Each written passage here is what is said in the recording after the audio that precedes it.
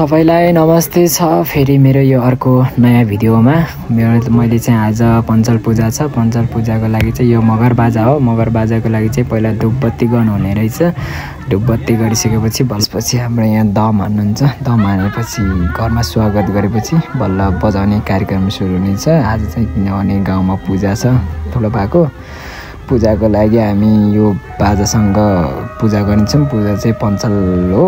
अब मन्दिरमा दुर्गा मन्दिरमा पूजा गर्ने हो। गाउँघरमा यस्तै छ, रमाइलो गर्ने बस्ने त हो कि अब दाइहरूको पञ्चल छ। अब सबैजना पाहुनाहरू यताउता आउनुहुन्छ, सबैलाई खुलाउने बस्ने हो। आज चाहिँ एकदम रमाइलो हुन्छ। हामी चाहिँ सबै कुराहरू मैले यस भिडियोबाट देखाउँछु सबैलाई। हामीले चाहिँ यो आज भेडा पूजा गर्ने, कुखुरा सबै परेवादेखि लिएर अब पाराहरू पनि पूजा गर्ने हुन्छ। आज चाहिँ गाउँमा बसेपछि यस्तै अर्ग्यानिक हुन्छ सबै कुरा। नयाँ त अब तपाईँहरूले देख्नुहुन्छ। सबै कुरा चाहिँ यस भिडियोमा एकदम रमाइलो छ। अब सबै पाराहरू मन्साउनेदेखि लिएर अब पूजा गर्ने। आज चाहिँ दाइको पूजा भएर चाहिँ मैले यो भिडियो चाहिँ बनाएको छु। अब एकछिन हेरिदिनु होला, रमाइलो गरिदिनु होला। हेरेर कसरी गर्नुहुन्छ, गाउँमा चाहिँ कसरी पूजा गर्ने हो, के गर्ने हुन्छ, कस्तो हुने रहेछ भन्ने चाहिँ यस भिडियोबाट थाहा पाउनुहुन्छ। अब चाहिँ सबै कुरा हाम्रो रेडी भइसक्यो। अब हामी यहाँ तयारी गरेर चाहिँ हामी मन्दिरमा जान्छौँ। सब भइसक्यो घरको काम चाहिँ। अब सकेर अब मन्दिर हिँडेको। मन्दिरमा चाहिँ अब सबैजना अब कसैले यसलाई लिङ्गो भन्छ, लिङ्गो लिएर हिँड्ने भयो। कसैले अब धुपबत्ती लिएर, सबै कसैले पाडा लिएर गइसक्नु भएको छ बाटोमा। हामी चाहिँ माथि घुम्तीमा पुगेको छौँ। अगाडि हिँडेको छौँ। बाजाहरू पनि सँगसँगै छ।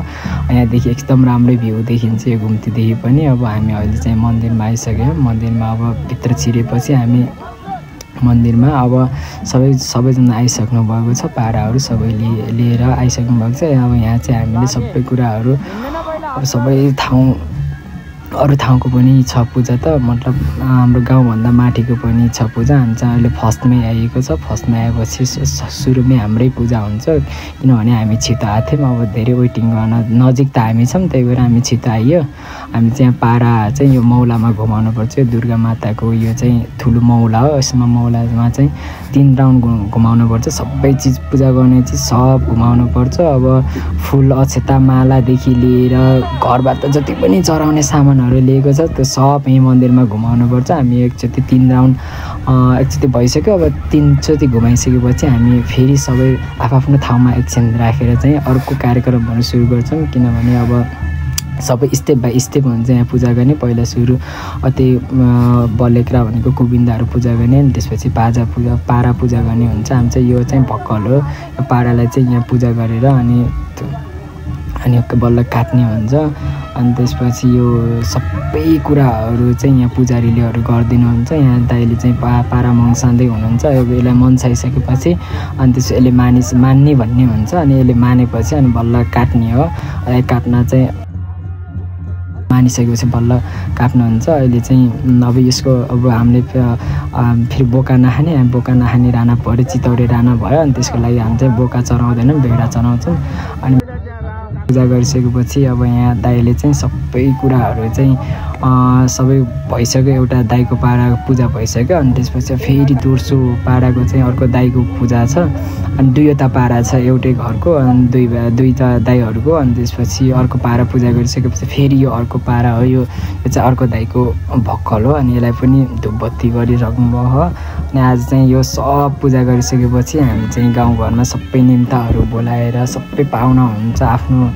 आफ्नो सबै वरिपरि छिमेकी, तलको ओडाको, माथिको ओडाको सबै छिमेकीहरूलाई बोलाएर अनि त्यसपछि हामी चाहिँ यसको प्रसाद लिने गर्छौँ। हामी चाहिँ यहाँ भर्खर चाहिँ अहिले पूजा गर्दैछौँ। प्रसाद चाहिँ साँझ गरिन्छ। अनि यहाँ सबै बजाउने मान्छेहरू पनि हुनुहुन्छ। किनभने अब पञ्चल लाग्दाखेरि बजाउनुहुन्छ सबैजनाले। अनि हाम्रो यो सबै कुराहरू चाहिँ यहाँ पूजा सकेपछि काट्नको रेडी भइसक्यो। अब यसलाई चाहिँ काट्नुहुन्छ। अब एकजना पुजारी मतलब चोखो मान्छे बसेकोले काट्छ। पुजारी त अहिले हुँदैन, पुजारी चाहिँ दसैँमा हुन्छ। अहिले चाहिँ यो सबै यो चाहिँ जो चोखो बस्छ उसले काट्ने भन्ने हुन्छ। अब यसमा फेरि बिहा गरेको मान्छेले काट्दैन। यो चाहिँ मेरो भाइ हो, मेरो भाइले काट्न थालेको छ। ऊ चोखो बसेको थियो, मैले काट्ने भनेर। अनि पारा काटिसकेपछि अब फेरि अब स्टेप बाई स्टेप हुन्छ। कुखुरा हुन्छ, दाइको चाहिँ भेडा थिएन, दाइले चाहिँ 2वटा कुखुरा पूजा गर्नुभएको छ। यो देखिने चाहिँ हाम्रो भार्से देउराली हो। भार्से देउरालीमा चाहिँ बौद्धको छ गुम्बा छ। यहाँ बौद्धको ठुलो मन्दिरहरू देखा छन्। हाम्रो मन्दिरदेखि देखिन्छ यो चाहिँ यो मन्दिर हो।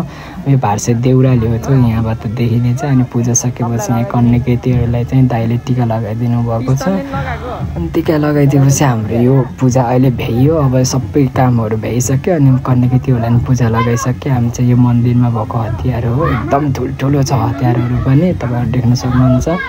अनि अन्त्यमा यो देखिने यो मेरो गाउँ, म जन्मेको गाउँ यति सुन्दर छ। मतलब मलाई त राम्रो लाग्छ, तपाईँहरूलाई कस्तो लाग्छ कमेन्ट गरिदिनु होला। तर म जन्मेको गाउँ यो मेरो गाउँ यही हो। यो चाहिँ मेरो गुल्मी हो। एकदम राम्रो छ। यहाँदेखि मेरो मन्दिरदेखि चाहिँ भ्यू राम्रो देखिन्छ हाम्रो गाउँको लागि। अनि यति नै हो। अब यो चाहिँ अर्को भिडियोमा चाहिँ भेटौँला सबैजना। मैले यस्तै भिडियोहरू बनाइराख्छु। त्यसपछि हामी चाहिँ अर्को भिडियोमा भेटौँला है। सबैलाई धन्यवाद छ।